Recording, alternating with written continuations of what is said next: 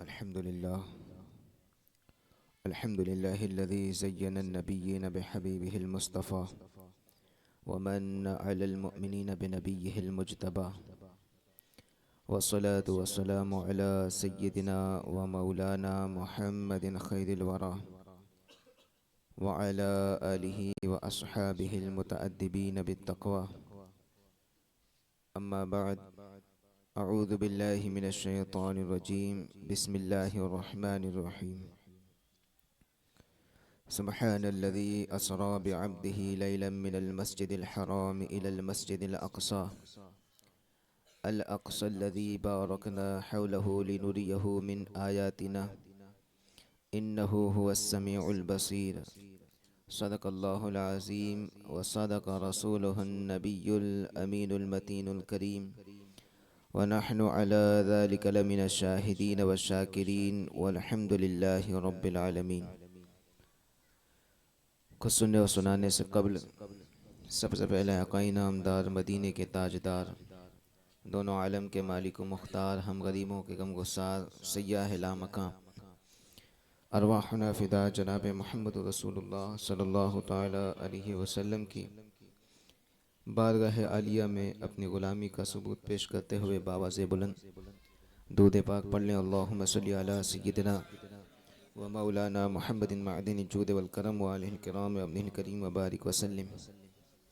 صلاۃ و سلام علیک یا رسول اللہ صلی اللہ تعالی علیہ وسلم۔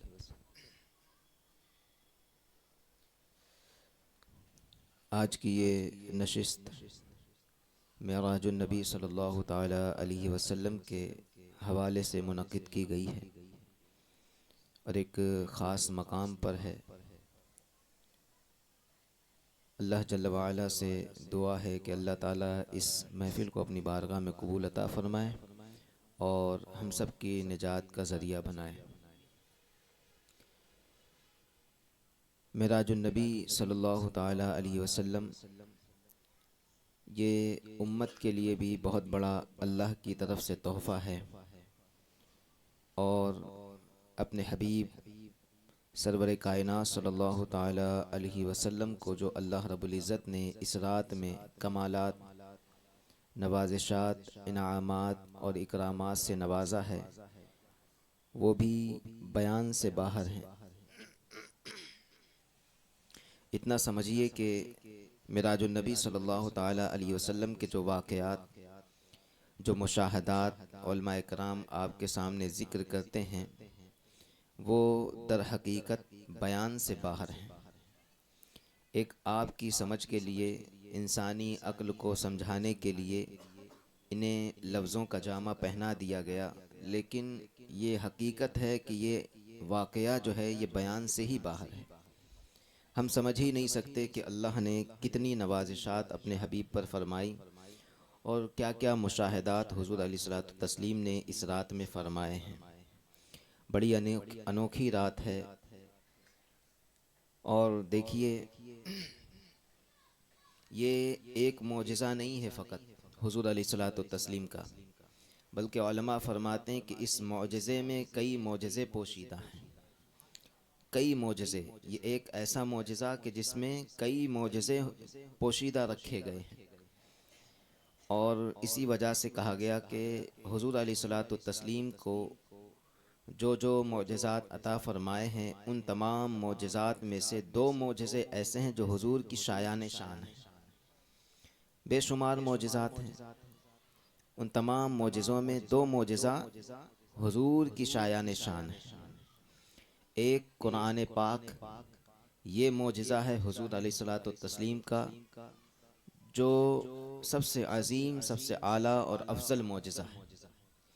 اور ایک معجزہ معراج کا ہے، جو اللہ نے اپنے حبیب کو عطا فرمایا، نہ کسی نبی کو دیا، نہ کبھی کسی رسول کو عطا فرمایا، اور نہ ہی صبح قیامت تک اس معجزے کو کوئی پا سکتا ہے، چونکہ نبی ہی نہیں آنے والا تو معجزہ تو دور کی بات ہے۔ ان دو معجزوں کے اعلیٰ ہونے کا سبب کیا ہے؟ قرآن اعلیٰ ہے، اس کا سبب کیا ہے؟ ہوتا یہ ہے کہ جس نبی کو جو معجزہ دیا جاتا ہے اس کے دور کے اعتبار سے دیا جاتا ہے کہ اس کے دور میں کس چیز کی بڑھوتری ہے، کس چیز کا رواج یا چلن زیادہ ہے، لوگ کس چیز میں ماہر ہیں، اس چیز کا توڑ پیش کیا جاتا ہے اور وہ چیز عطا کی جاتی ہے نبی کو کہ اس وقت کی جو قوم ہے اس معجزے کے سامنے عاجز آ جائے اور اس سے نبی کی نبوت و رسالت ثابت ہو جائے۔ آپ دیکھیے حضرت عیسیٰ علیہ السلام کا جو دور تھا یہ حکمت کا دور تھا اور طرح طرح کی دوائیاں، علاج ایجاد کیے جا رہے تھے، بڑے بڑے حکیم اور منطقی لوگ پیدا ہو رہے تھے۔ انہوں نے ہر طرح کی دوائیں جو ہے ایجاد کر لی تھی، مرض کا علاج ڈھونڈ لیا تھا، لیکن 3 چیزیں ایسی تھیں جن کا کوئی علاج ان کے پاس نہیں۔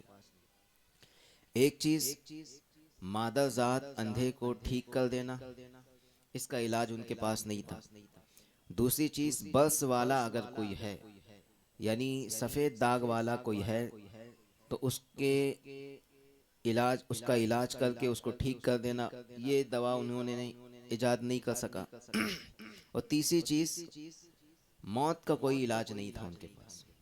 تو اللہ جل وعلا نے حضرت عیسیٰ علیہ السلام کو یہ معجزہ عطا فرمایا کہ وہ کسی اندھے کے آنکھ پر ہاتھ پھیرتے تو وہ آنکھ والا ہو جاتا تھا، کسی برس والے کے بدن پر اپنا دست مبارک پھیرتے تو اس کا سفید داغ دور ہو جایا کرتا، اور کسی مردے کو ٹھوکر لگاتے اور کہتے قم بإذن اللہ تو وہ زندہ ہو کر کھڑا ہو جاتا تھا۔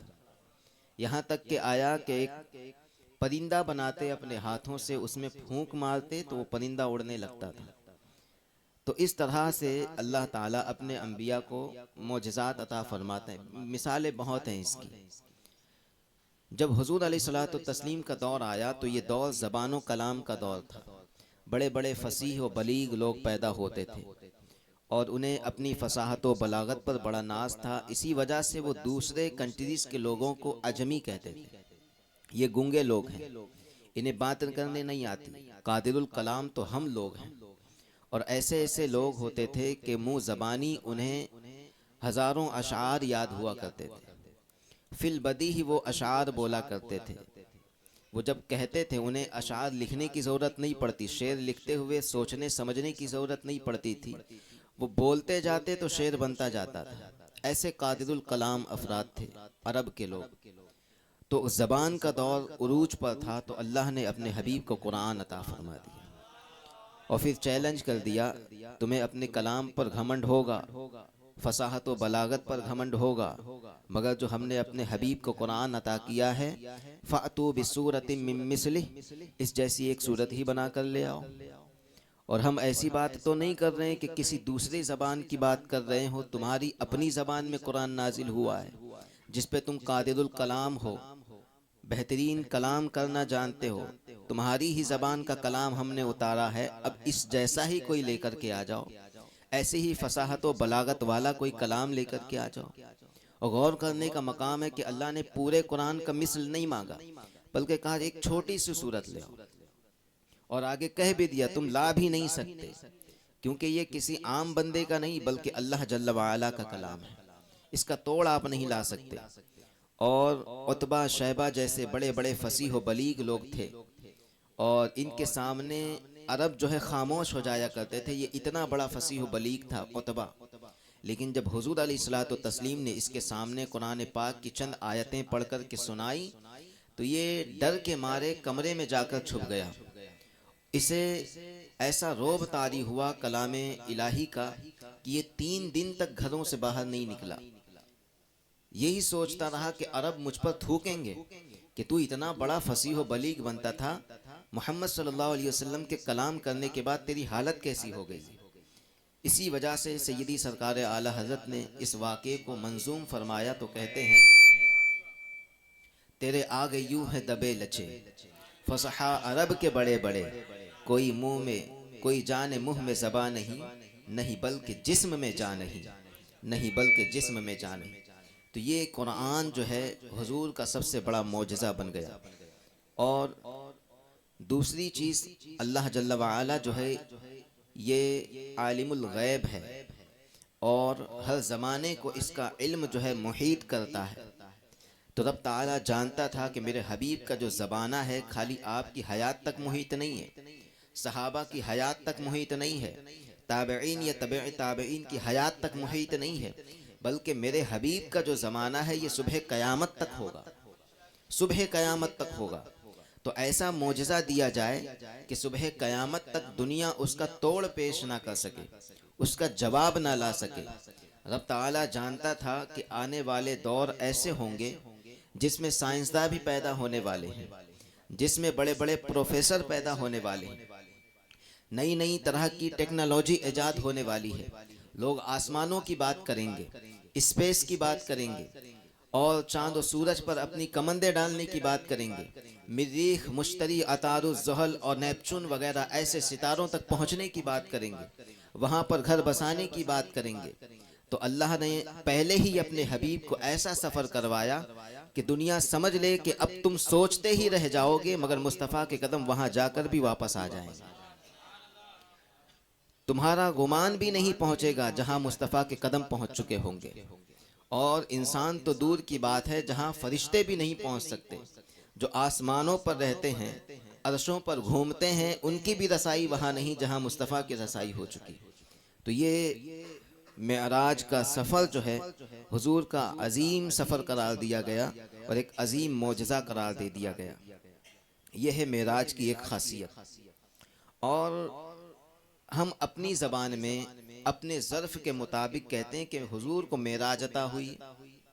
معراج کا لغوی معنی جو ہے اگر اس پر غور کیا جائے، اس کا معنی ہوتا ہے پوسٹنگ کرنا، عروج بخشنا، کسی کو کسی کے مرتبے اور درجے کو بلند کرنا. مثال کے طور پر کوئی آفس میں کام کر رہا ہو، اس کی اچھی کارکردگی دیکھ کر کے باس جو ہوتا ہے اس کا، مینیجر جو ہوتا ہے اس کا، اسے اعلیٰ منصب پر بٹھاتا ہے، اس کے پروموشن ہوتا ہے، وہ اس کا منصب اور اعلیٰ کر دیا جاتا ہے. تو معراج کا ایک معنی یہی ہے کہ پوسٹنگ کرنا، درجے کو بلند کرنا. ہم اپنے ظرف اور طبیعت کے مطابق، اپنے علم کے مطابق کہتے ہیں کہ حضور کو معراج ہوئی، یعنی حضور کی درجہ بلندی کی گئی اس رات میں. لیکن اہل نظر سے اگر آپ پوچھیں، صاحبان دل سے اگر آپ پوچھیں، اہل اللہ سے اگر پوچھیں، اولیاء کرام سے اگر پوچھیں، جن کی آنکھوں کے سامنے اللہ نے ان اسرار سے پردے اٹھا دیے، ان سے حجابات اٹھا دیے، تو انہوں نے معراج کو کس نگاہ سے دیکھا؟ وہ کہتے ہیں کہ معراج حضور کی نہیں ہوئی، اس رات میں حضور کی معراج نہیں ہو رہی تھی. آپ کیونکہ دیکھیں کہ اگر ایک آقا ہو، ایک غلام سے ملاقات کرے تو معراج آقا کی ہوگی کہ غلام کی ہوگی؟ ایک نوکر کی معراج ہوگی، آقا کی تو معراج نہیں ہوگی. اگر کوئی افسر اپنے ماتحت سے ملاقات کرے تو ماتحت کی معراج ہوگی، اس کے لیے بلندی کا مقام ہے، اس آقا کے لیے بلندی کا مقام نہیں. تو صوفیہ فرماتے ہیں یہ ساری کائنات حضور کے طفیل میں پیدا کی گئی، یہ ساری کائنات حضور کے صدقے میں پیدا کی گئی. تو حضور علیہ الصلوۃ والتسلیم اور جس کو جو منصب عطا کیا گیا حضور کے صدقے میں دیا گیا، وہ چاہے نبوت کا منصب ہو، چاہے رسالت کا منصب ہو، چاہے ولایت کا منصب ہو، چاہے خلافت کا منصب ہو، الغرض دنیا کے تمام عہدے اور منصب جس کو جو عطا کیے گئے حضور کے صدقے میں عطا کیے گئے. تو صوفیہ فرماتے ہیں حضور علیہ الصلوۃ والتسلیم اگر آسمان سے گزرتے ہیں تو آسمان کی معراج ہو رہی ہے. حضور علیہ الصلوۃ والتسلیم اگر انبیاء سے ملاقات کرتے ہیں تو انبیاء کی معراج ہو رہی ہے. فرشتوں سے ملاقات کرتے ہیں تو فرشتوں کی معراج ہو رہی ہے. یہاں تک کہ لوح و قلم اور کرسی سے ملاقات ہوتی ہے تو ان کی معراج ہو رہی ہے. سدرۃ المنتہا کی معراج ہو رہی ہے، عرش اعظم کی معراج ہو رہی ہے، جنت و دوزخ کی معراج ہو رہی ہے. کیونکہ یہ سب کے سب حضور کے طفیل میں پیدا کیے گئے. ان سے مل کر حضور کا درجہ بلند نہیں ہو رہا بلکہ ان کا درجہ بلند ہو رہا ہے کہ اس کے بارگاہ میں حاضر ہو رہے ہیں. وہ اپنی زیارت کا شرف بخش رہا ہے جس کے صدقے میں تم پیدا کیے گئے ہو. تو فرمایا یہ حضور کی معراج نہیں بلکہ ان لوگوں کی معراج ہو رہی تھی. لیکن حضور کی ایک معراج ہے. فرمایا حضور کی معراج اللہ کا دیدار کرنا ہے. حضور کی معراج کیا ہے؟ اللہ کا دیدار. کیونکہ اللہ خالق ہے، وہ مالک ہے، وہ معبود ہے. حضور مخلوق ہیں، مسجود ہیں. حضور جو ہیں ساجد ہیں، عابد ہیں، تو حضور جو ہیں غلام ہوئے، ادنا ہوئے رب کی بارگاہ میں. تو اس وجہ سے حضور کی جب ملاقات اللہ رب العزت سے ہوتی تو یہ حضور کی معراج ہے. بقیہ جو سفر میں ہوا وہ ان لوگوں کی معراج ہوئی، حضور کی معراج نہیں ہوئی. یہ معراج کی کچھ جھلکیاں ہیں، کچھ باریک باتیں ہیں. میں اس جگہ سے آپ کو لے چلوں جہاں سے حضور علیہ الصلوۃ والتسلیم نے اعلیٰ قسم کے مشاہدات فرمائے. سدرۃ المنتہا پر جب حضور علیہ الصلوۃ والتسلیم جلوہ گر ہوتے ہیں تو اس کا نقشہ جو ہے قرآن میں اس طرح کھینچا جاتا ہے، اذ یغشی السدرۃ ما یغشی، جب سدرہ پر چھا رہا تھا جو چھا رہا تھا. تو اس کا مطلب کیا ہے؟ مفسرین کہتے ہیں کون سی چیز تھی جو سدرہ پر چھا رہی تھی، اور سدرہ ہے کیا چیز؟ فرمایا یہ بیری کے درخت کی طرح ایک درخت ہے. جس طرح ہمارے دنیا میں بیری کا درخت ہے ایسا درخت نہیں ہے، وہ اس کے مشابہ ایک درخت ہے. اور اس درخت کی خوبی یہ ہے کہ اس کا ایک پتا کہا گیا اگر زمین پر آئے تو زمین اس پتے کے نیچے چھپ جائے گی. وہ پتا اس قدر لمبا اور بڑا اور وسیع ہے. وہ سدرۃ المنتہا جو فرشتوں کی حد ہے، حضرت سید الملائکہ جبریل امین کی حد ہے کہ اب اس کے آگے تمہاری رسائی نہیں، اس کے آگے تم جا نہیں سکتے. وہ سدرۃ المنتہا جب حضور مسجد اقصیٰ سے سفر فرماتے ہوئے سدرۃ المنتہا سے گزر رہے تھے، سدرۃ المنتہا تک پہنچ رہے تھے، تو راستے میں فرشتوں نے زیارت تو کی تھی حضور علیہ الصلوۃ والتسلیم کی، مگر ایک شوق، ایک وارفتگی اور پیدا ہو رہی تھی فرشتوں کے دل میں کہ مولا ہم تیرے حبیب کا دوبارہ دیدار کرنا چاہتے ہیں. ہمارا دل نہیں بھرتا کہ تیرے حبیب کو دیکھتے ہی رہیں، دیکھتے ہی رہیں. تو اللہ نے انہیں اجازت عطا فرمائی اور کہا اگر تم دوبارہ دیکھنا چاہتے ہو میرا حبیب سدرۃ المنتہا پر جلوہ گر ہونے والا ہے، سارے کے سارے وہاں اکٹھے ہو جاؤ، سب کے سب وہاں آ کر کے جمع ہو جاؤ. تو وہ فرشتے اس قدر اس سدرہ کے درخت پر آ کر جمع ہوئے. فرمایا جاتا ہے ایک ایک پتے پر 70 ہزار فرشتوں کی تعداد بیٹھی ہوئی تھی، اور ہر ایک فرشتے کے آگے ایک ایک لاکھ فرشتے بیٹھے ہوئے تھے. تو یہ فرشتے تھے اتنی تعداد میں اس کثرت سے سدرہ پر آ کر کے بیٹھ گئے کہ جن کی نورانیت کی وجہ سے وہ سدرہ درخت چھپ گیا تھا. فرمایا یہ فرشتوں کی نورانیت تھی جس میں سدرہ چھپا جا رہا تھا، یہی وجہ ہے. فرمایا اذ یغشی السدرۃ ما یغشی، جو چھا رہا تھا سدرہ پر، کیا چھا رہا تھا. پھر حضور علیہ الصلوۃ والتسلیم کی سواری وہاں سے آگے بڑھتی ہے. تو اتنے میں جبریل امین علیہ السلام کو حضور نے فرمایا جبریل ذرا یہاں سے بھی آگے چلو، سارے سفر میں تو تم ساتھ رہے ہو، یہاں سے بھی آگے بڑھتے چلو. تو حضرت جبریل نے عرض کیا لو خطوت خطوۃ لاحترقت، یا رسول اللہ اگر ایک قدم بھی آگے بڑھ جاؤں تو جل کر خاک ہو جاؤں گا، جل کر راکھ ہو جاؤں گا، اس سے آگے کی میری رسائی نہیں ہے. اتنی بات ملتی ہے. مگر بعض روایتوں میں یہ پتہ چلتا ہے کہ حضور علیہ الصلوۃ والتسلیم نے حضرت جبریل کا بازو پکڑا اور تھوڑا قریب بھی کیا کہ جبریل ذرا یہ نظارے کر کے تو دیکھو آخر ہے کیا چیز اس کے پاس. یعنی حضور چاہتے تھے کہ جبریل بھی نظارہ کر لیں اس چیز کا. جبریل سالوں گزر گئے، برسوں گزر گئے وحی الہی لاتے اور لے جاتے ہوئے، کبھی رب کا دیدار نہیں کیا. آج میرے ساتھ رب کا دیدار یہ بھی کر لیں. حضور چاہتے تھے کہ جبریل بھی دیدار کر لیں. تو ذرا سا جیسے ہی آگے کیا حضرت جبریل کو حضور علیہ الصلوۃ والتسلیم نے، تو بتایا جاتا ہے کہ حضرت جبریل کا جسم مبارک جو ہے یہ سکڑنے لگا، یہ سکڑنے لگا اور سکڑ کر کے ایک چڑیا کی مانند ہو گیا. حضرت جبریل کا جسم چڑیا کے مانند ہو گیا اور سر سے پاؤں تک آپ پسینے میں شرابور ہو گئے. جب حضور علیہ الصلوۃ والتسلیم نے یہ کیفیت دیکھی حضرت جبریل کی تو آپ کو دھکا دیا پیچھے کی طرف اور فرمایا جبریل تم پیچھے ہو جاؤ، میں جانتا ہوں تم اسے برداشت نہیں کر سکتے، تم اسے برداشت نہیں کر سکتے. وہ جبریل امین جو سید الملائکہ ہیں، جو بیت المعمور کے خطیب ہیں، جو سارے فرشتوں کے سردار ہیں، ان کی طاقت کا عالم کتنا ہے. آپ کو بتاؤں حضور علیہ الصلوۃ والتسلیم کی بارگاہ میں ایک روز حاضر ہوئے مدینہ منورہ میں، تو پورے مدینہ میں اندھیرا چھا گیا، پورے مدینہ میں اندھیرا چھا گیا. حضور نے فرمایا اے جبریل یہ کیا بات ہے، آج پورے مدینہ میں اندھیرا چھایا ہوا ہے. تو حضرت جبریل نے عرض کیا یا رسول اللہ آج میں نے اپنے 2 پروں کو کھولا ہوا ہے، اس حال میں حاضر ہوا ہوں کہ اپنے 2 پروں کو کھول کر حاضر ہوا ہوں آپ کی بارگاہ میں. تو جو 2 پروں کو اپنے کھول دے تو سورج کی روشنی اس کے سامنے ماند پڑ جائے ادھر سے ادھر نہیں جا سکتی، یہ حضرت جبریل امین کے دو پروں کی طاقت تھی۔ حضور نے فرمایا کہ اے جبریل، ان دو پروں کی طاقت کیا ہے، ذرا وہ بھی تو بتاؤ۔ تو حضرت جبریل نے عرض کیا، یا رسول اللہ، یہ جو ساتوں زمین ہیں، یہ جو ساتوں آسمان ہیں، اگر میں ان کو اپنے دونوں پروں کے درمیان رکھ کر کے اس طرح شکنجا ڈالوں جس طرح سے کپڑے کو نچوڑا جاتا ہے، تو رب ہے، قسم ہے اللہ جل وعلا کی کہ یہ ساتوں زمین و آسمان میرے دونوں پروں کے درمیان پس کر کے اسی طرح بہنے لگیں گے جس طرح ریت بہا کرتی ہے، جس طرح ریت بہتی ہے۔ یہ ہے حضرت جبریل کی دو پروں کی طاقت۔ حضور نے فرمایا ایسے کتنے پر اللہ نے تمہیں عطا فرمایا؟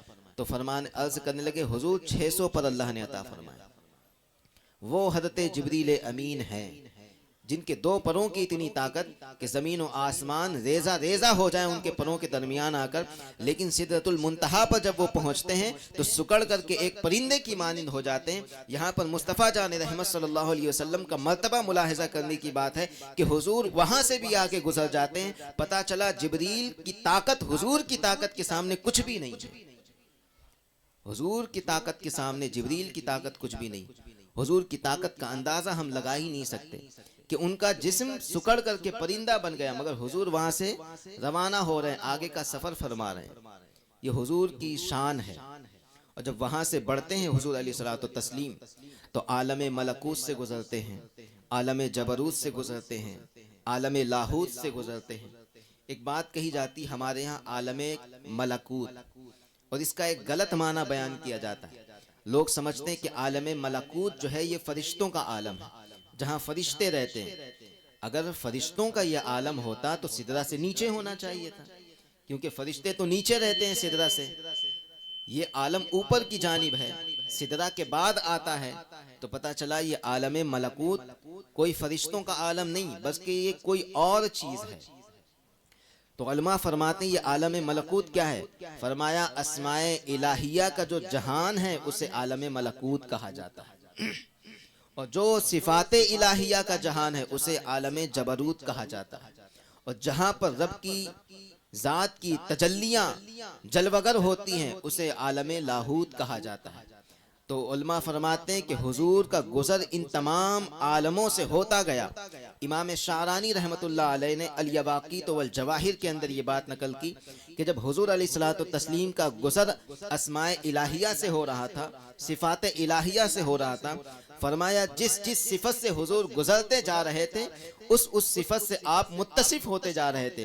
فرمایا اذا مر علی الرحیم کان رحیما، حضور صفت رحیم سے گزرے رحیم بن گئے۔ او مر فَإِذَا مَرَّ عَلَى الْكَرِيمِ كَانَ رَحِيمًا، فرمایا صفت کریم سے گزرے تو حضور کریم بن گئے۔ فَإِذَا مَرَّ عَلَى الْغَفُورِ كَانَ غَفُورًا، حضور صفت غفور سے گزرے تو غفور بن گئے۔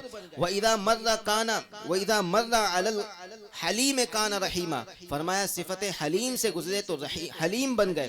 فرمایا اس طرح سے جب حضور علیہ الصلوۃ والتسلیم ان مقامات سے، ان عالموں سے گزر رہے تھے تو رب کی اسماء اور اس کے صفات کا مظہر بنتے چلے جا رہے تھے، ان کے صفات کا مظہر بنتے چلے جا رہے تھے۔ یہ حضور علیہ الصلوۃ والتسلیم کی شان تھی۔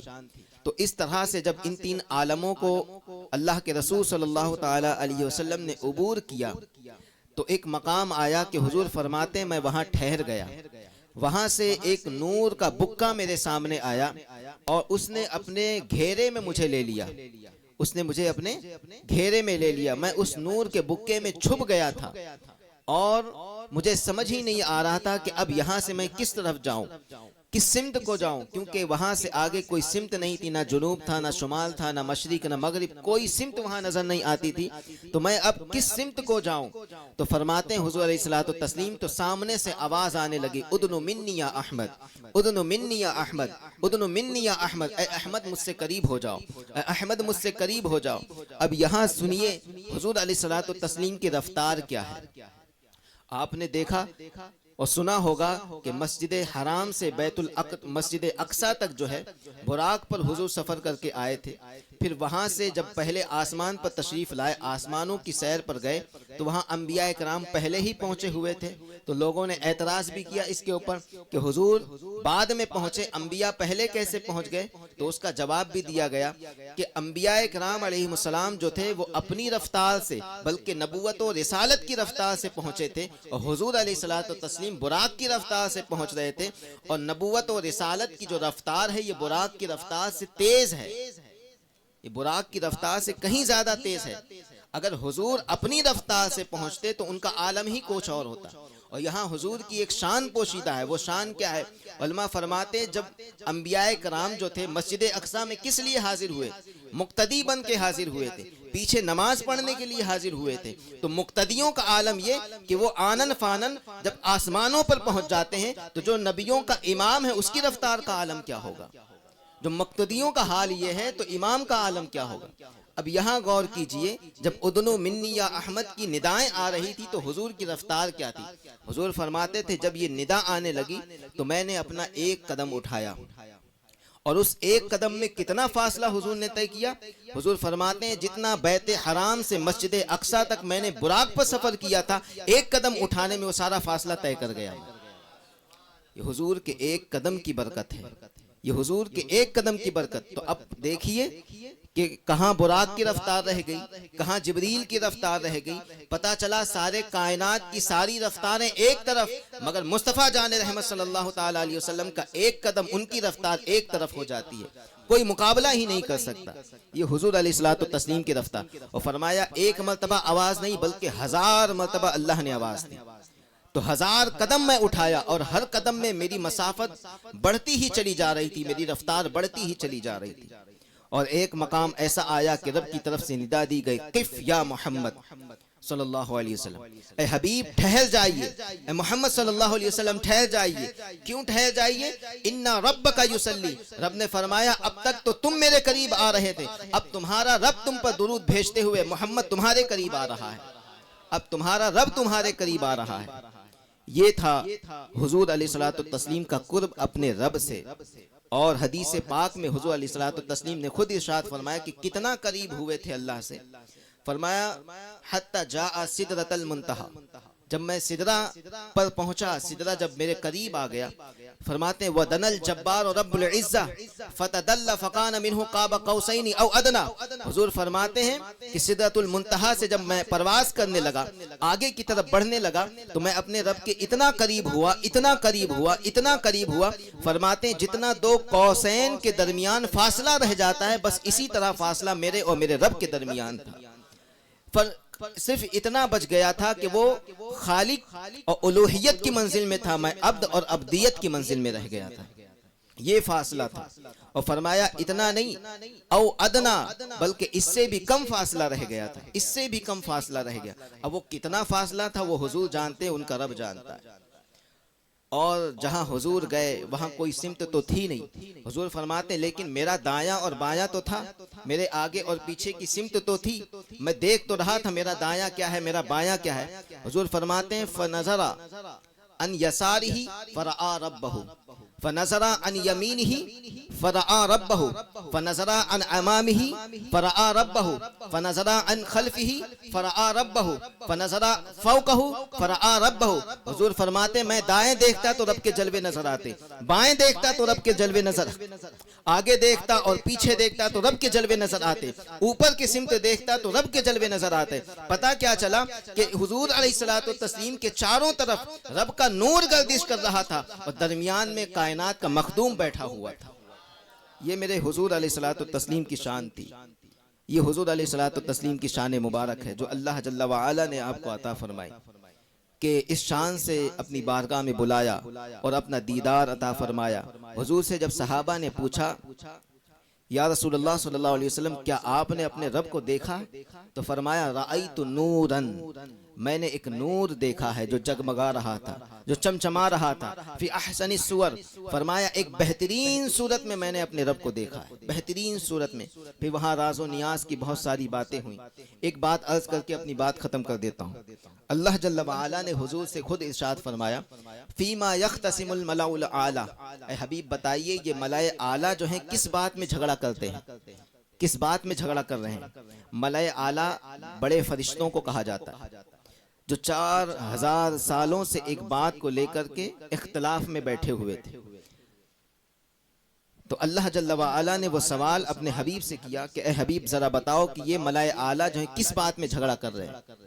تو حضرت جبریل علیہ السلام یہ بڑے فرشتوں میں سے تھے، انہوں نے اپنا اعتراض حضور کی بارگاہ میں پیش کیا اور عرض کرنے لگے یا رسول اللہ 4000 سالوں سے ہم اس بات میں اختلاف کیے ہوئے ہیں اور ہمیں بات سمجھ میں نہیں آتی کہ آپ کی امت کے لوگ جو ہیں صبح ہم دیکھتے ہیں تو گناہوں سے دبے ہوئے ہوتے ہیں، گناہوں سے ایک دم سے اٹے ہوئے ہوتے ہیں، گناہوں کا بوجھ ان کے سر پر رہتا ہے، لیکن جب رات ہوتی ہے تو ان کے گناہ معاف کر دیے جاتے ہیں، یہاں تک کہ ہوتا ہے کہ اللہ کے قرب میں پہنچ جاتے ہیں۔ بسا اوقات کوئی اس قدر آگے بڑھتا ہے کہ اللہ تعالیٰ اسے اپنا ولی بنا لیتا ہے، اپنا قرب اس قدر عطا فرما دیتا ہے۔ تو یہ بات سمجھ میں نہیں آتی کہ صبح میں اتنے گنہگار ہیں اور رات میں پرہیزگار بن جاتے ہیں، متقی بن جاتے ہیں، اللہ کے برگزیدہ بن جاتے ہیں، اس کا ماجرا کیا ہے؟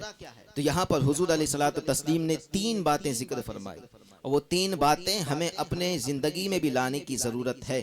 اگر وہ باتیں ہم میں پیدا ہو جائیں تو یقیناً ہم اللہ کے مقرب بن جائیں گے، اور بڑی سادہ سی باتیں ہیں، کوئی بھاری باتیں نہیں ہیں، کوئی ہارڈ باتیں نہیں ہیں۔ حضور نے فرمایا پہلی چیز افشوا السلام، میرے امتیوں کی عادت ہے کہ وہ سلام کو پھیلاتے ہیں، وہ دوسروں سے سلام کیا کرتے ہیں، جس کو جانتے ہیں اس سے بھی سلام کرتے ہیں، جسے نہیں جانتے اس سے بھی سلام کرتے ہیں، جو اپنا ہو اسے بھی سلام، جو بیگانہ ہو اسے بھی سلام، اور یہ نہیں دیکھتے کہ وہ پہلے مجھ سے سلام کرے بلکہ بڑھ بڑھ کر سلام کرتے ہیں۔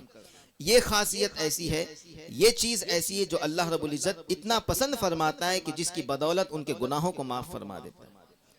دوسری چیز حضور نے فرمایا اطعام الطعام، یہ لوگوں کو کھانا کھلایا کرتے ہیں، غریب ہو، مسکین ہو، یتیم ہو، بیوہ ہو، لاچار ہو، مجبور ہو، بے بس ہو، ہر کسی کو کھانا کھلاتے ہیں۔ اگر کوئی جان پہچان کا ہو تو اسے بھی کھلاتے ہیں، جو جان پہچان کا نہیں اسے بھی کھلاتے ہیں۔ کبھی اکیلے کھانا تناول نہیں کرتے، پڑوسیوں کا بھی خیال رکھتے ہیں، رشتہ داروں کا بھی خیال رکھتے ہیں۔ اس کھانا کھلانے کی برکت سے اللہ ان کے گناہوں کو معاف فرما دیتا ہے۔ اور تیسری چیز حضور نے فرمایا راتوں کو اٹھ کر جب ساری دنیا سونے لگتی ہے، بستر استراحت پر آرام کرنے لگتی ہے، یہ میرے رب کا بندہ اٹھ کر کے راتوں کو اللہ کی عبادت میں مشغول ہو جایا کرتا ہے، اپنے گناہوں کی معافی طلب کرنے لگتا ہے، سونے سے پہلے اپنے رب کی بارگاہ میں توبہ کر لیتا ہے، اس کی وجہ سے اللہ تعالیٰ ان کے گناہوں کو معاف فرما دیتا ہے۔ یہ چند عادتیں ہیں جن کو اگر ہم اپنائیں تو یقیناً اللہ کے مقرب بن جائیں گے۔ اور معراج مصطفیٰ صلی اللہ تعالیٰ علیہ وسلم بے شمار نوازشات ہیں، بے شمار واقعات ہیں، اگر ان کو گھیرا جائے تو رات کم پڑ سکتی ہے، اور بہت سارے نکات ہیں اس کے اندر، ان کی طرف میں نہیں جاتا، بس اسی قدر پر اپنی گفتگو کو ختم کرتا ہوں۔ وآخر دعوانا ان الحمدللہ رب العالمین۔ اللہ جل وعلا سے دعا ہے جو کچھ بھی بیان ہوا اور اس کے بیان میں کسی قسم کی لغزش یا کوتاہی ہو گئی اسے اللہ رب العزت معاف عطا فرمائے، اور جو کچھ بیان ہوا اس پر عمل کی توفیق عطا فرمائے۔